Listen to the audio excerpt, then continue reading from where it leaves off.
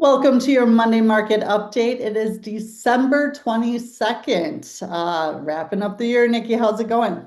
Good, good. Happy holidays, everyone. Kind of as we get into this holiday season, this is kind of what we call the 2 week in the mortgage industry anyway, that 2 week kind of like dead break where a lot of people are traveling, obviously celebrating holidays, things of that nature. And it gives us an opportunity to kind of reset for next year and be able to just kind of reflect on things that have gone on in the prior year and what we can do for next year. So from an interest rate standpoint, we are seeing interest rates continue to lower, which is great news. Basically, what's happening is that 10-year Treasury bond is dropping due to, just job reports and things of that nature that are starting to put pressure on it. Also, the news that, we all know that Powell is not going to be the Fed chair for next year. And so that has started to help with the market as well. So right now we are into the high fives, low sixes. I've actually helped somebody lock in at 5.625 last week. So that is all great news for things. It's expected, this trend is expected to continue into the new year as the Trump administration puts downward pressure on the Fed to drop their interest rate, i.e., affecting their 10-year Treasury bond, i.e., affecting mortgage interest rates. So, all good things moving into the new year. Wanted to talk a little bit about home sales. We talked about this a lot this year, kind of the feeling as realtors and as mortgage originators where what is happening? Why is business so slow? Is everything, going to be okay? Things of that nature. So, in November, we did see a little bit of boost in sales. They are attributing this to the lowering of the mortgage interest rates. We saw a 0.5% increase from October in home sales. That puts us at 4.13 million, which is the highest we've been in the last 9 months.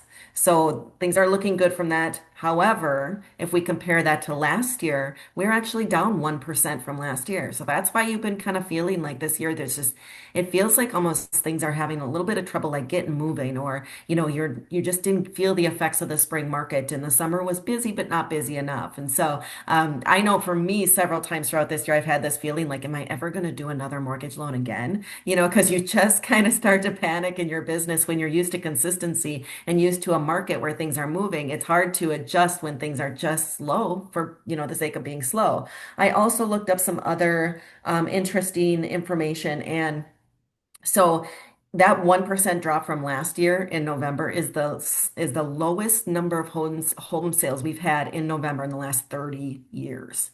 So yes, we are definitely feeling that pinch. Right now, as from a listing standpoint, we are at a 4.2 month supply. Last year at this time, we were at 3.8 months, so a little bit increase in the supply that is out there, which is nice to see. And what is really interesting is as we look at mortgages coming into 2026 and the interest rates on traditional mortgages, obviously those interest rates are going to come down. But there's a whole nother category that is starting to become really in demand in the industry in general, and that's more of your non-traditional loans. And loans for investors like DSCR loans, bank statement programs, stated income, profit and loss loans, things of that nature that are more on the what we call non-QM side or non-traditional type of lending. The demand for those has gone up exponentially. The reason for that is because a lot of people, for example, have a diversified portfolio. And what I mean by that is if you have a client who has a lot of assets and is just retiring, they sometimes on a traditional mortgage side, they can have a lot of issues qualifying for that. There are products out there now that are actually at more reasonable interest rates than they were before because the demand is higher, which can help them. We can use their assets to qualify for that loan instead of having to use any retirement income. So there's definitely more people out there on non-traditional employment, non-traditional ways of making money, where we are in the mortgage industry accommodating those clients now. I have clients, for example, who own 37 investment properties. Well, the paperwork for me to go through 37 investment properties is crazy and insane, and the borrower would go crazy as well. So we have products like a DSCR or a debt service coverage ratio. The interest rates on those are actually starting to push down and be more in line with a conventional mortgage. And when I say more in line, I say within a percent, whereas last year at this time, we're talking 2 percentage points higher, if not more. So there is a huge demand out there going into 2026 for those non-traditional programs and non-traditional products and for people to be able to take advantage of those. Me specifically, I have access to those programs. Not only that, but we underwrite them all in-house. Mm. That's very important as well because these non-traditional programs usually have to go to a different investor to get underwritten by them. We do them all in-house. We fund them with our own money. Those types of things, which helps us control that process. So just some information to keep in mind as far as what have you been feeling in 2025 and what's 2026 going to look like from an industry standpoint. Yeah, and that's huge. So be thinking about your inactive clients, the clients that we're talking about that are people in conversation, or as always, every single week, what can you take and do with the information that Nikki just gave you? Go to social media. Again, I know I've mentioned it before, not in a while, but Nikki has given us full permission as agents to duet, stitch, rinse, repeat, rip off, do whatever, but take this information and be the educator out there that people Absolutely. go to because they see you as a leader and an educator in the industry. Yeah. And any client that you have as a buyer that got turned down maybe last year or this past year in the past couple of years got turned down for a mortgage, those are important clients to reach out to as well because things have changed so dramatically and products have become so much more available in the mortgage industry. But that may be something we be able to qualify for them, qualify them for in 2026, or even now. So it's important to reach out to those clients as well. Yes, absolutely. Love it. Thank you so much, Nikki. I just have one quick thing to go over. Absolutely wishing everyone a happy holidays as well.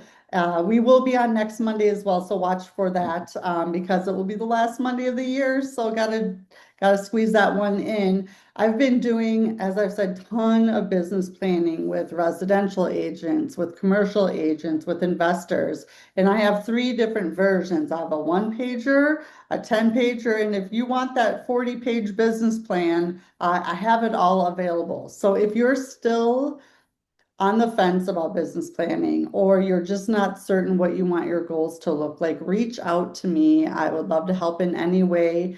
It truly is just about taking your goals, and I like to match your calendar to what that looks like. So every day when you get up and you're working or you're working on your business, you turn on your computer or you open your laptop, you should know exactly what you're doing for the day. I see so many agents get put like lead gen on the calendar and then they get there and they go, okay, lead gen, who am I going to call? What am I going to do? And they waste half, if not more of the time trying to figure that out.